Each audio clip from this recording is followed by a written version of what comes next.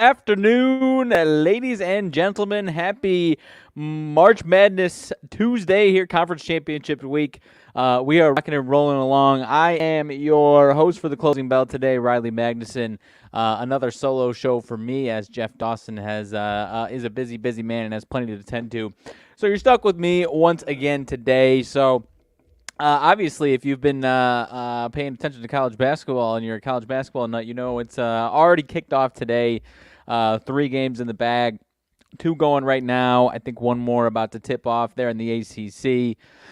Georgia Tech takes down Florida State by 161-60. Georgia Tech 2.5-point favorites, and it stays way under the 144 total there. St. Joseph's takes care of Loyola Chicago. Obviously, rough season in the A-10 for Loyola Chicago, so probably good riddance there. And then just an absolute box-to-wire massacre, 71-38. Richmond takes down UMass there. So, and like I said, 3 more going on. Good afternoon, PB.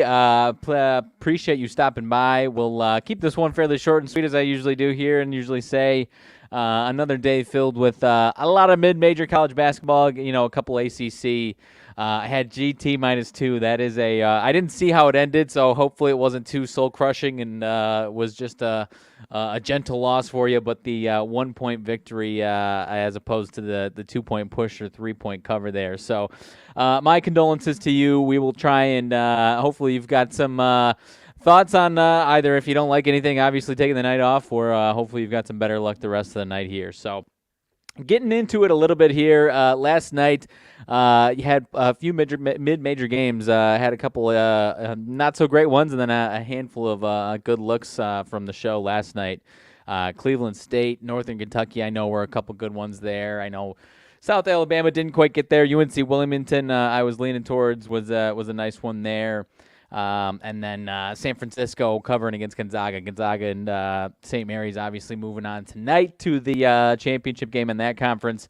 Obviously the game of the night there between those two teams. Both of them going to be in the dance, but St. Mary's doesn't get this many chances to take them down for the conference there, the West Coast Conference. So that one is going to be interesting, but. Without further ado, let's just jump into it. We've got, I won't talk too much about golf. I'll be having, that'll be my closing thoughts as far as keeping an eye out for my golf picks for the weekend. Players Championship had a nice weekend last weekend. Actually, before we get into college basketball, you got the news of the day so far outside of college basketball. Daniel Jones signing a 4-year, $160 million deal. $40 million AAV. I think it was 80-something million guaranteed. So that is an interesting one. I know the consensus, and I am in agreement that is a little too hefty overpaid. I was somewhat of a believer in the Giants as far as kind of having the season that they would. I had the over on their wins, and I'm a big fan of Brian DeBoll. So interested to see how that plays out. I think that's going to be kind of a handcuff to their roster as already a roster that needs to fill out a little bit there. So interested to see how things shake out. They've obviously got still a hill to climb in their own division there. So interested to see how that one plays out the rest of the week and the rest of the season. Lamar Jackson the Rams place a non-exclusive franchise tag, so Lamar Jackson is free to negotiate a little bit. A lot of speculation that the Falcons might be interested in him.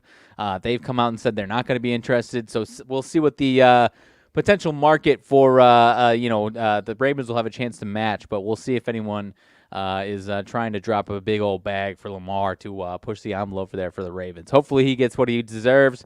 It's obviously been an ongoing process, a tough quarterback to crack. So we'll see how that one plays out. I'm very interested to see where the market for him will go. So without further ado, the other ACC game today, I think there's 3 of them.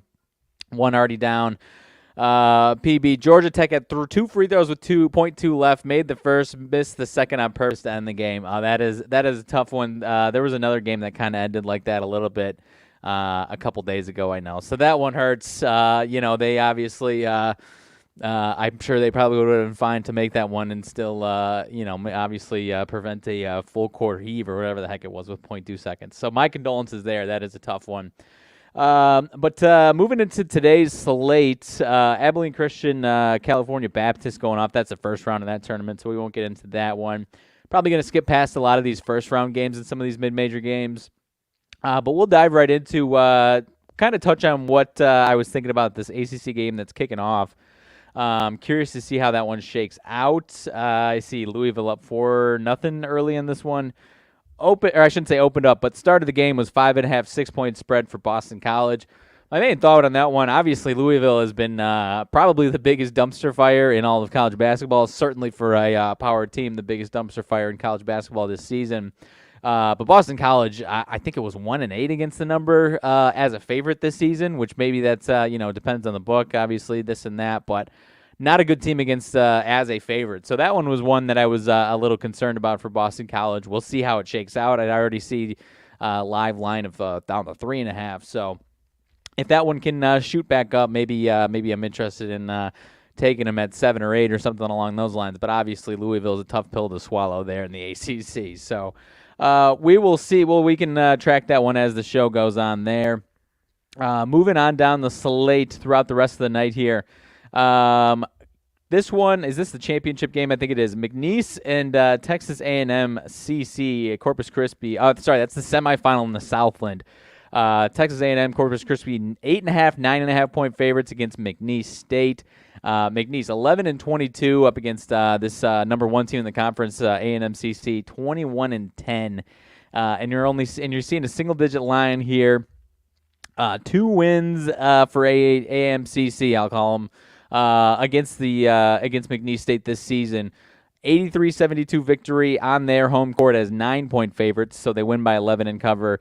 And then as 4.5-point favorites, 77-54 win. So 23-point win. They smoke them, and we're still seeing a single-digit line. Maybe you're feeling that McNeese is due for a stinker. They just covered a 5.5 yesterday. This would be game 3, day 3. Third game in 3 days for them here tonight. In this one, AMCC gets a little bit of a rest. They got I think it was a double bye for this one. However, I'm going to lean towards McNeese State having another fun scrappy, keeping this one close again. After the 23-point beatdown, another 9-point spread the first time around on AMCC's home court, and they win by 11. Now I only see it 8.5, 9.5. I want to say I don't think it opened above that 9.5 either. So I'll lean towards McNeese State. Another tough pill to swallow. It's a neutral court. Again, an 11-22 team, but at the end of the day, I like taking some of these teams with big record discrepancies, especially in this case, the 1 seed in the conference up against the 8 seed in the conference, and still seeing a single-digit spread on that one. So I'll lean towards McNeese State there. The other, assuming I'm not wrong, and there's only 3 ACC games, the third ACC game tonight, 6 my time, 7 East Coast time, Notre Dame and Virginia Tech. Notre Dame 11-20, Virginia Tech 18-13, 6.5-point spread.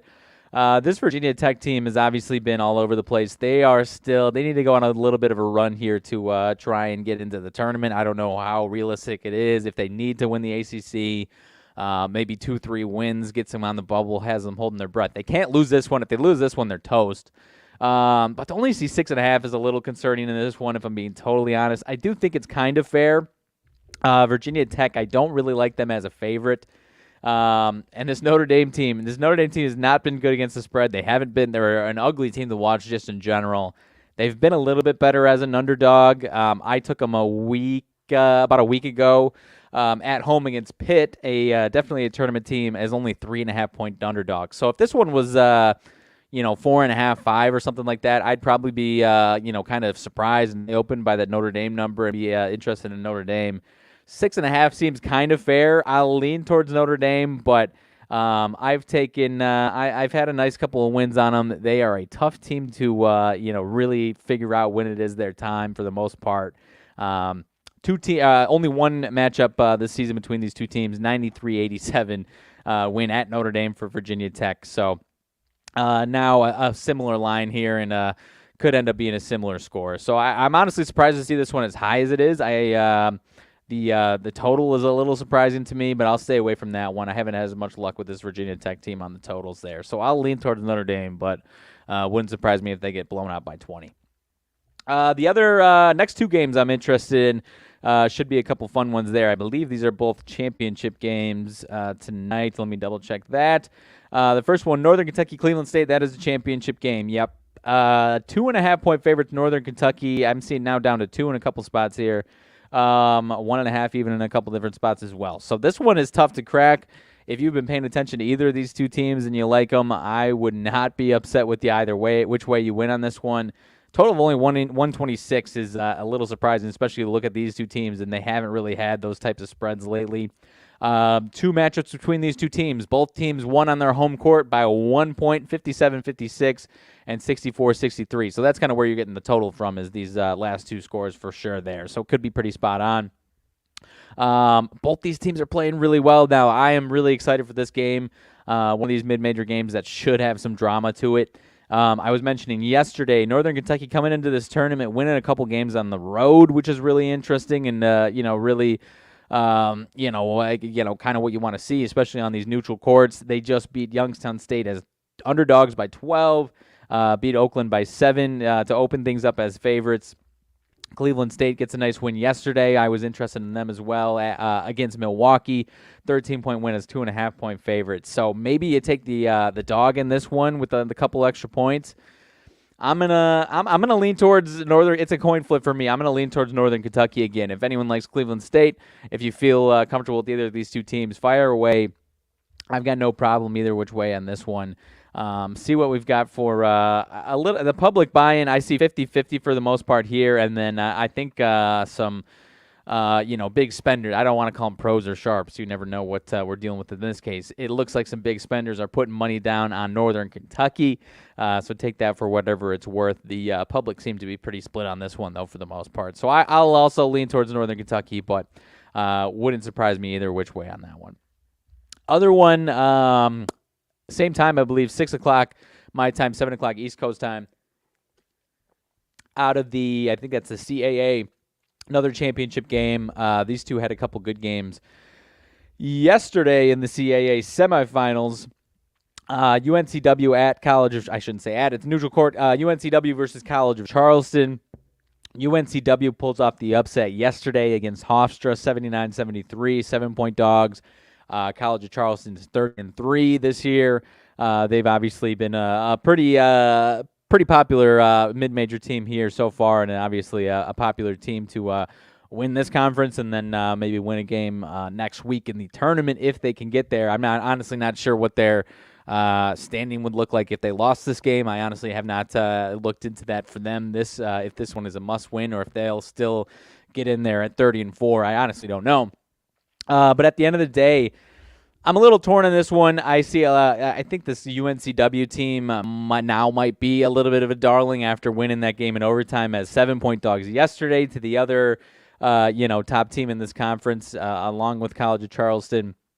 College of Charleston won both of these matchups. First time at UNCW by 2 as 2.5-point favorites, and then turn around on February 8th at their home gym and won 93-61 as 9.5-point favorites. So you could either look at it, you're getting the same matchup, which was a 33-point win for College of Charleston at the same line, or you could look at it. I saw some public buying to UNCW and, maybe a little bit of an inflated line the opposite way.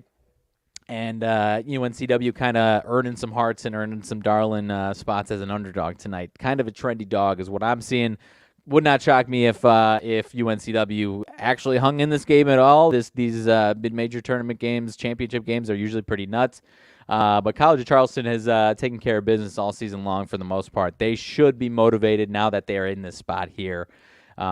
So I'll lean towards College of Charleston winning by double digits, but it wouldn't surprise me either which way there. So moving on down, I know that was a lot of the ones that I was most interested in. Obviously, the big game of the night. A couple other ones here. The Summit League. I think this is also the championship game. Let me just double check that. Yeah, championship game in the Summit League. North Dakota State at Oral Roberts. It is a neutral court. 10.5-point spread there for Oral Roberts. Another one, I think when you look at it this way, I think what I just talked about, UNCW or North Dakota State, one of them's going to cover and give that team a run for their money. Oral Roberts, another 29-4 team, and the other one's probably going to lose by that double-digit spot there. Oral Roberts has won both of them this year against North Dakota State At North Dakota State, 92-69 as 7-point favorites. And then at their home gym, they win 74-66. So North Dakota State covered the second time around as 13.5-point favorites. So I do think this number is fair. Oral Roberts had a tough one last night against St. Thomas. North Dakota State pulls off the upset. They've won 4 in a row. I'll lean towards I'm not sure what to expect out of this one. I do think North Dakota State is another kind of public trendy dog here in this one. I'll say this one stays close to the 10-point spread. But again, it wouldn't surprise me what happens in this one. I don't have much feel for this North Dakota State team or the Oral Roberts team here in this one. We'll get to the Gonzaga St. Mary's game in a second here. This is another one that was a little stinky to me. Curious if anyone was seeing the same thing. Haven't paid attention to them that much all season long. Thought it was stinky yesterday for UNO New Orleans. They were 5-point dogs at Southeast Louisiana. They ended up winning that game by 4. They're 12-19 on the year. Going up against Northwestern State, 21-10, the number 2 team in this conference. They've actually split this year at New Orleans. Northwestern State wins 88-65, and then on Northwestern State's home court, UNO wins 68-65 as 10.5-point favorites. So now here at 7, this is kind of a fair line, I would say. Maybe it does surprise me a little bit, though. Another 12-19 team up against a 21-10 team. To see that 7-point spread is a little concerning to me for Northwestern State. I'll go ahead and say Northwestern State does win this one. But I think it'll be a close one where it is back and forth all game long, and then maybe the last 2-3 minutes, Northwestern State takes care of business and pulls away from them. But maybe New Orleans is this way under 500 team that ends up being kind of a Cinderella, at least in their own conference, and maybe they'll probably be that first 4 team in if they were to end up climbing the mountain here. Though I do believe this one is a semifinal, though, for whatever it's worth there. So. Let's see. Moving on, there was one more other than the Gonzaga game that I wanted to touch on, and then we'll move over to that one. Weber State, Weber State and Montana State. I believe that is also a semifinal in the Big Sky. 5.5-point spread for Montana State, the number 2 team. Weber State 18-14, the number 3 team. Montana State 23-9. 129.5 is the total on this one. The spread looks like it's down from 6.5 at open. Weber State, so this is, I think both teams, this is game number 2. They had the day off. Montana State had the day off yesterday. Weber State had to play yesterday against Sacramento. They get the win 70-64. Montana State has won a handful of games in a row right now. So to see this spread down at 5.5, their last game they were 8-point favorites. They win by 11. At Eastern Washington, they win by 5. Before that, Portland State, they were home favorite at 10 points, and they win by 13. Now down at 5.5, seems like it could be a spot where they falter a little bit. For what it's worth, they did split with Weber State, winning the last matchup at Weber State as 4.5-point dogs.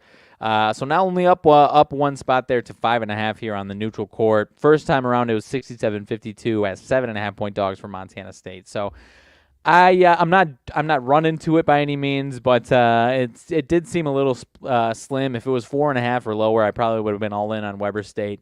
Could end up being right on the line there with that one. But that one is the if anyone's looking for something late, that is 10 o'clock my time, 11 o'clock East Coast time there. Let's see. Now, finally, moving back to the Gonzaga St. Mary's game. 2.5-point spread, Gonzaga at St. Mary's. If you're just jumping in and you're expecting this Gonzaga team to be the typical Gonzaga team, they are very good. They have a chance for sure at making a really nice tournament run here in the actual tournament next week. But at the end of the day, this St. Mary's team has just been arguably the better team between these two teams. They split. I think they won each. Excuse me, losing my voice here. I think they won each of them at their own home court by about 8 or 9 points, if I'm not mistaken. TJ saying this one is at St. Mary's. If that is, this one's at it's in Las Vegas, so it is a neutral court here from what I'm seeing here. St. Mary's I think is the de facto home team, but I'm seeing it's in Las Vegas on this one. Let's see. St. Mary's gets a 7-point win last night. These two teams were both 14-2. I know, again, they lost once each to each other, and then another random game off the top of my head. I'm drawing a blank on what it was. But at the end of the day, I wouldn't be surprised if this is finally St. Mary's time to get it done. Again, Gonzaga, obviously, usually the Goliath of this tournament. They could easily win this game by 10 plus and look like that team again and go on a nice run. But St. Mary's is these two teams are almost lockstep this year. And I'm interested in the plus 2.5 points. I think a lot of people would pop this one up. Maybe a lot of casual college basketball fans, if they're just looking for some action this week, they're seeing Gonzaga as the 2.5 point favorite. No sweat, TJ. I usually have to do this with just about every single game to make sure I know where they are, because you don't want to say a neutral site game and then pull it up. Picking the road team and then realizing the other team is the home team and has got the entire student body in attendance there. So glad you double checked it, because I could have been eating my words there for sure. St. Mary's plus the 2.5. I think this is just a little inflated. It wouldn't surprise me if Gonzaga won, but at the end of the day, I do think this is one of those teams, and especially in this situation where you've seen Gonzaga not only win this tournament 1,000,001 times, but also take care of business against St. Mary's themselves. I think about a year ago exactly. They were 12.5 point favorites, so a huge difference from exactly a year ago in don't know for sure if this is the championship game or if it's in this tournament. Either way, as 12.5 point favorites, now down all the way to 82-60, and with an 82-69 win, just barely covering, now all the way down to 2.5. I'm going to jump in the boat with St. Mary's here and a little late scratch an itch on this one and maybe even play St. Mary's, but definitely grab your popcorn. This is obviously the game of the night. If you love Gonzaga and you think I'm wrong, feel free to jump in the comments. I'm not hell-bent on St. Mary's by any means, but I kind of disagree with the 2.5. I do think it is inflated on this one if you're jumping into Gonzaga there. So if anyone's got any other thoughts on these college basketball games, go ahead and jump in. I'm not going to go through every single one of them. A few of these tournaments are just starting up here. So I am going to move on. Like I said, I'll be happy to jump on back if anyone's got any questions here. Looks like Cal Baptist is about to take care of business against Abilene Christian. Boston College now up 13-10 on Louisville. Looks like it's up to 7.5, 6.5, 7.5 on the live line there. As long as Louisville didn't come out getting their, an 18-5 deficit or something like that, I don't hate their chances in this one at all. Kind of like I was saying, Boston College at the top of the show. Boston College, not a very good team as a favorite. Obviously, a tough pill to swallow. If you're not trying to dive into that one, don't dive into it. But if you have to dive into it and you want to get something on it, maybe take a little bit of a live line on Louisville now that they're down by a few with more than a 5.5, 6 point cushion like it was at the start of the game there. So obviously it's Louisville though, so don't be mad at me when they lose by 30 at the end of the game if that's what you do. But I digress. This is an Illinois State quarter zip, not a Louisville quarter zip, so I'm not being a homer for that. I couldn't care less about the Louisville Cardinal there. So moving over to NBA. Handful of games. I actually was wrapped up in college basketball. We can recap that real quick. The one game that I said was a stinky one. It ended up coming down to it. Obviously, the line movement mattered. I did kind of pump the brakes on it a little bit. Ends up closing at 4.5. I think it was 5.5 when I was on the show talking about it. Portland and Detroit. Portland ends up winning by exactly 6. So it ended up being a close one on that one there. And I didn't have too many thoughts elsewhere. Boston without Jason Tatum, go figure, covers. That's kind of how that's been going. And then the Sixers win a high-scoring one against the Pacers by 4 there. So moving over to Milwaukee and Orlando. This one is in Orlando. Milwaukee -3, 2.5, 3 on the road in this one. Let's make sure we've got it looks like we're going to be without Giannis in this one, so that's why you're seeing that spread where it is. I think you're going to be without Drew Holiday as well. So it's going to be the Chris Middleton show and the role players there for the Bucks. No Wendell Carter for the Magic as well. So this one is a tough one to call, obviously. Milwaukee, their win streak ended. If you haven't been paying attention, their win streak did end over I think it was over the weekend. against Philly. They did bounce back the other day on Sunday at Washington with the win. And now Orlando's kind of been going back and forth here. So at the end of the day, not going to try and play with these injuries. Really wouldn't be surprised either which way if anything happened in this one. Washington and Detroit, now a 10-point spread. Obviously, as compared to what I was talking about yesterday, not interested in Detroit as the double-digit dog here. We could look into it a little bit more, and maybe this is a random spot, but they've got a handful of guys that are sitting out. This is the second night of a back-to-back. At the end of the day, wouldn't surprise me if they messed around and won this game for all I care, but at the end of the day, those Detroit, single-digit spreads against competent teams have been the go spots for sure there. And obviously, yesterday I mentioned maybe pump the brakes if you've been playing Detroit a bunch of times there. So, moving over to Charlotte and New York, another 10-point spread. So, kind of as Jeff and I look at these sometimes. Not sure if anyone would agree or not. Sometimes when you've got two of these bad teams all going up against solid teams, and you got the same type of spread. A lot of times one team takes care of business and the other one doesn't. Not saying that's definitely happened either which way, but Charlotte and New York, 10-point spread for New York. The Knicks, obviously, I'm not sure what their win streak is at, but it's obviously pretty impressive right now. Charlotte coming in with 3 losses themselves. This season, I think it's 2 games so far. Knicks winning them both 134-131, 121-102. I think Jalen Brunson's still questionable in this one, so I would imagine he might be back in this one. I know he was out in their last game against Boston.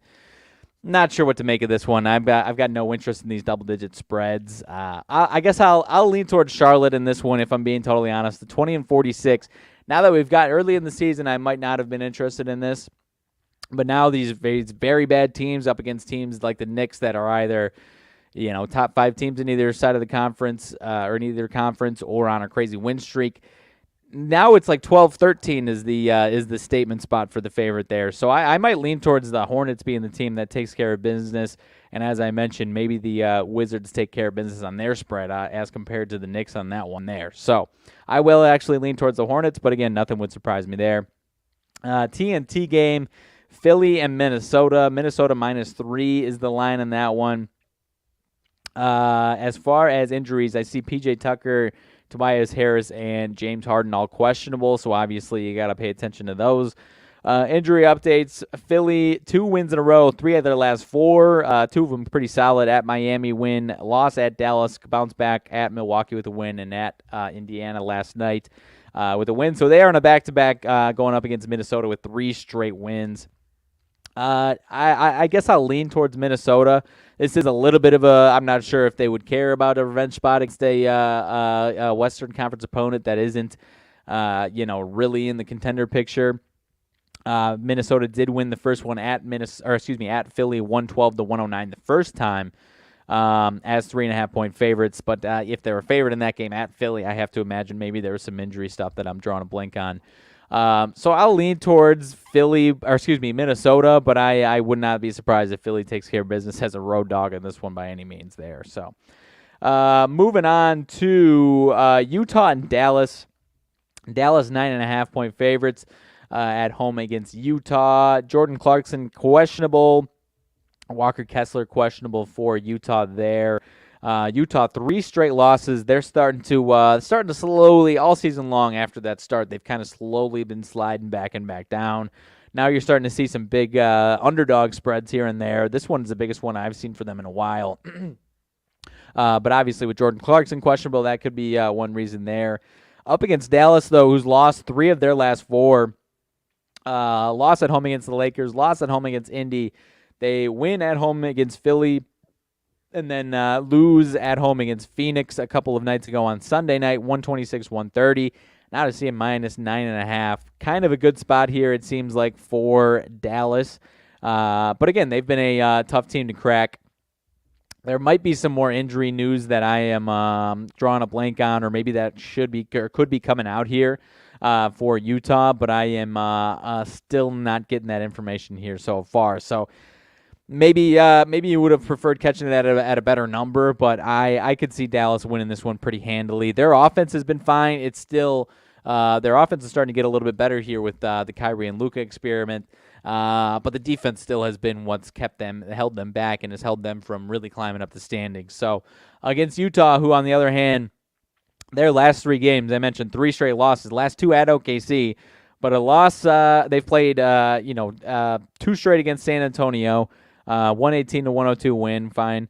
And then a 94-102 loss at home against San Antonio, so ugly offense. At OKC, 103-130, and then 119. So 2 of their last 3 ugly offensive performance. You could see them struggling to hit shots, and Dallas, on the other hand, having no problem offensively. So I will lean towards Dallas, maybe a spot where I'd prefer with the 237 game total. I might prefer Dallas up over 123.5 or 124.5. Obviously getting the best number you can, but I think their offense is going to be just fine tonight, and I think that's what ultimately covers the spread. But as we talk about, would you rather have them get into 124, 125, or do you want them to win by at least 10 there? So the other TNT game of tonight is going to be Memphis at the Lakers. Lakers +1 at home, despite no Ja Morant for the Grizzlies. Grizzlies have lost 2 in a row. They've obviously got a lot going on with their organization right now. Brandon Clark ruled out for the season. Ja Morant still out for this game tonight. No LeBron, obviously, as we saw. They are, I don't remember what date LeBron went out, but they have won 2 of their last 3 at OKC. Lost at home against Minnesota. Won over the weekend on Sunday at home against Golden State. This one is a tough one to call. I mean, if you think this one's screaming anything either which way, you've got no Ja Morant, no LeBron James. I will go ahead and lean towards Memphis with them being favorites against the Lakers at home here. Still Anthony Davis in action for the Lakers, as far as I know, unless we get some late news on that one. But I guess to see Memphis as favorites without Ja Morant and no LeBron James, I don't know. If anyone has a better opinion than me on this one, feel free to lay it down. But I'll lean towards the Grizzlies on that one. That about does it. Again, unless we've got any other college basketball updates or any other games that we're trying to look at, that about does it for me today. I am not as much of a mid-major guy. I will definitely be cooking with gas the next couple of days with some of these other big tournaments, Big 12, Big 10 getting rolling tomorrow, more of the ACC. I know the Big East and Pac as well kicking off tomorrow, and I think the SEC tomorrow as well, if not, tomorrow. So I will be locked and loaded tomorrow, even for some of those ugly power games there tomorrow. So hopefully tonight is as successful as last night was for some of these mid-major games. Hopefully we can crack the code on some of these NBA games tonight with some of these injuries. Don't really love much. I guess Charlotte would be the one team that I'd be interested in tonight, but also not trying to get in front of that Knicks train there. So without further ado, I mentioned stay tuned within the next 24 hours for my golf blog for the Players Championship. Went 1.04 positive units over the weekend at the Arnold Palmer. Just missed Sung J M getting there for all 3 guys cashing some tickets there that I had in the blog. That didn't get posted, but I put my picks up on Twitter. So I will get my blog out this week and within the next 24 hours, ready in time for Thursday. And hopefully we've got some NFL news coming the rest of the way on top of conference tournament week here this week in the NFL. So without further ado, today is Tuesday, so stay tuned tomorrow. Again, I don't know. I might be solo again tomorrow on the closing bell, tackling a lot of these power games for college basketball championship week. Nonetheless, stay tuned. I know we will have shows going on the next 2 days for sure here on ECSI, whether it's myself, Jeff, or both of us. And I know Jeff's got some other great guests coming, I think, tomorrow, if not Thursday. I'm not the schedule man, so that's not my job. But I am trying to report it to you. So without further ado, enjoy the rest of today with college basketball and everything else that's going on. Thanks, everybody, for stopping by. It was a lot of fun. Best of luck. Wager responsibly. And obviously, if nothing looks fantastic to you, take a seat. The rest of the week is going to be fantastic here in college basketball and everywhere else. So without further ado, thank you, everybody, for stopping by, and best of luck tonight. Enjoy yourselves.